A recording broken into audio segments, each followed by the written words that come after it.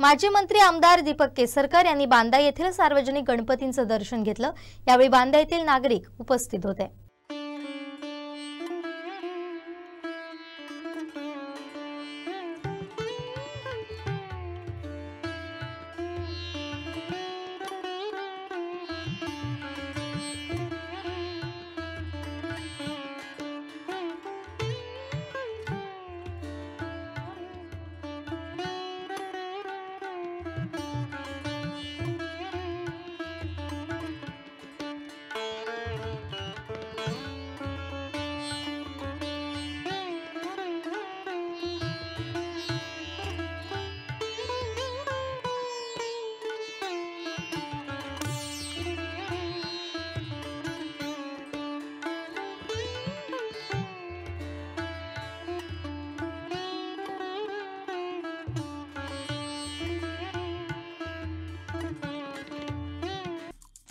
आमचे दिवसभरातले सर्व अपडेट्स, ताज्या घडामोडी आणि थेट लाईव्ह पाहण्यासाठी सबस्क्राइब करा, लाईक करा कोकणचं नंबर 1 महा चॅनल कोकण 7 लाईव्हचं YouTube चॅनल।